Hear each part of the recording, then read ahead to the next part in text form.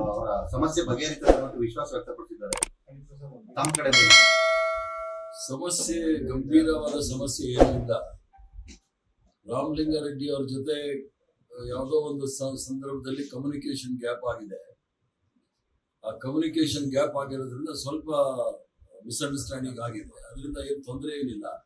ಪಕ್ಷದಲ್ಲಿ ಇರ್ತಕ್ಕಂಥ ಬೆಂಗಳೂರು ನಗರದಲ್ಲಿ ಕಷ್ಟ ಕಾಲದಲ್ಲಿ ಎಲ್ಲ ಸಂದರ್ಭದಲ್ಲೂ ಸಹ ನಾವೆಲ್ಲರೂ ಸಹ ಕಾಂಗ್ರೆಸ್ ಪಕ್ಷವನ್ನ ಕಟ್ಟಿರ್ತಕ್ಕಂಥದ್ದು.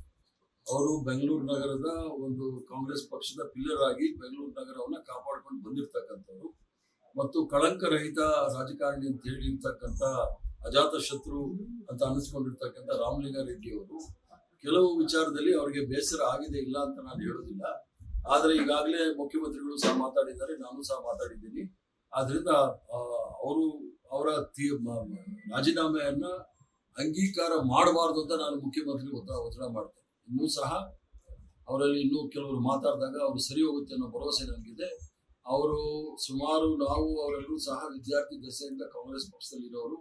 ಯಾವುದೇ ಕಾರಣಕ್ಕೆ ಕಾಂಗ್ರೆಸ್ ಪಕ್ಷಕ್ಕೆ ತೊಂದರೆ ಆಗ್ತಕ್ಕಂಥದ್ದು, ಹಾನಿ ಆಗ್ತಕ್ಕಂಥ ಕೆಲಸ ಅವ್ರು ಮಾಡೋದಿಲ್ಲ ಅನ್ನೋ ನಂಬಿಕೆ ಇದೆ. ಅವರು ತಮ್ಮ ರಾಜೀನಾಮೆಯನ್ನ ವಾಪಸ್ ತೆಗೆದುಕೊಂಡು ಪುನಃ ಸಕ್ರಿಯವಾಗಿ ಕಾಂಗ್ರೆಸ್ ಪಕ್ಷವನ್ನ GBA ಚುನಾವಣೆ ಸಹ ಬರ್ತಾ ಇದೆ, ಅದಕ್ಕೆ ಬಲಿಷ್ಠವಾಗಿ ಸದೃಢವಾಗಿ ಬೆಳೆಸಲಿಕ್ಕೆ ಎಲ್ಲ ಸಹಕಾರವನ್ನು ಮಾಡ್ತಾರೆ ಅಂತ ನಂಬಿಕೆ ಇದೆ. ಉಳಿಸ್ಕೊಳ್ಬೇಕು ಅನ್ನೋ ಚರ್ಚೆ ಇತ್ತು. ಈಗ ರಾಮಲಿಂಗಾರೆಡ್ಡಿ ಅವರು ಕೂಡ ಅದೇ ಪ್ರಶ್ನೆ ಇರ್ತಾರೆ, ನನಗೆ ಕೊಟ್ಟಂತ ಮಾತನ್ನ ಉಳಿಸ್ಕೊಳ್ಬೇಕು, ನನ್ನ ಆತ್ಮಗೌರವದ ವಿರುದ್ಧ ಕೆಲಸ ಮಾಡಕ್ಕಾಗಲ್ಲ. ರಾಜಕಾರಣದಲ್ಲೆಲ್ಲ ಕೆಲವು ಸಂದರ್ಭದಲ್ಲಿ ಆಗುತ್ತೆ, ಕೆಲವು ಬದಲಾವಣೆಗಳಾಗುವಾಗ ಕೆಲವು ವಿಚಾರಗಳು ಬರುತ್ತೆ ಮುಂದೆ. ಆದ್ರೆ ಎಲ್ಲರಿಗೂ ಸಹ ಪರಿಹಾರ ಇದೆ. ಪರಿಹಾರ, ಆ ಸಮಸ್ಯೆ ಬಗೆಹರುತ್ತೆ ಅಂತ ನನ್ನ ನಂಬಿಕೆ ಇದೆ. ಯಾರು ಹೇಳಿದ್ದು? ನಾನು ಹೋದಾಗ ಬೇರೆ MLCಗಳ ನಾಮಪತ್ರ ಸಲ್ಲಿಕೆ ಮಾಡೋ ಸಂದರ್ಭ, ಅವ್ರಿಗೋಸ್ಕರ ನಾನು ಹೋಗಿದ್ದು. ನನ್ನ ರಾಜೀನಾಮೆ ನನ್ನ ನಾಮಪತ್ರ ಸಲ್ಲಿಸುವಾಗ ಮುಖ್ಯಮಂತ್ರಿಗಳು ಇದ್ರು, ಮಾಜಿ ಮುಖ್ಯಮಂತ್ರಿಗಳು ಇದ್ರು, ಸತೀಶ್ ಜಾರಕಿಹೊಳಿ ಅವರಿದ್ರು, ಆಮೇಲೆ ಬೇರೆ ಶಾಸಕರು ಸಹ ಇದ್ರು. 2 ಸೆಟ್ ಮಾಡಿದೀನಿ, ಎಲ್ಲರೂ ಸಹ ಇದ್ರು. ಈ ತರ ದಯವಿಟ್ಟು ಸುಳ್ಳು ಸುದ್ದಿಯನ್ನು ಹರಡಿಸಕ್ಕೆ ಹೋಗಿ. ನಾನು ಬಂದಿದ್ದು ಖಮಟ್ಕರ್ ಅವ್ರದ್ದು ಮತ್ತೆ ಇವ್ರದ್ದು ನಾಮಿನೇಷನ್ ಫೈಲ್ ಮಾಡ್ಸಕ್ ಬಂದಿದ್ದು. ಸರ್, ಈಗ 5ನೇ ಅಭ್ಯರ್ಥಿನ ಕಣಕ್ಕೆ ಕಳಿಸಿದ್ರಿ, ಏನ್ ಸರ್ ಅದು? 5 ನಮ್ಮಲ್ಲಿ ಸಂಖ್ಯೆ ಇದೆ, ನಮ್ಮಲ್ಲಿ ಎರಡು ಓಟ್ ಏನೋ ಸಂಖ್ಯೆ ಇದೆ. ನಾವು ಅದನ್ನು ಮುಖ್ಯಮಂತ್ರಿಗಳು ಬಿಟ್ಟಿದ್ದೀವಿ, ಅವರು ಮುಖ್ಯಮಂತ್ರಿಗಳು ಬಿಟ್ಟಿರ್ತಕ್ಕಂಥದ್ದು ಪರಿಹಾರ ಬಗೆಹರಿಯುತ್ತೆ.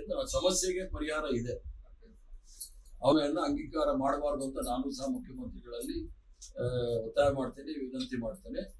ಮತ್ತು ಅವರು ನನ್ನ ಅನುಭವ, ನಾನು ರಾಮಲಿಂಗಾರೆಡ್ಡಿ ಅವರಿಗೆ ಸುಮಾರು 45-50 ವರ್ಷದಿಂದ ಗೊತ್ತಿರೋದ್ರಿಂದ ಅವರು ಕಾಂಗ್ರೆಸ್ ಪಕ್ಷ ಬಿಟ್ಟು ಹೋಗಕ್ಕೆ ಸಾಧ್ಯನೇ ಇಲ್ಲ.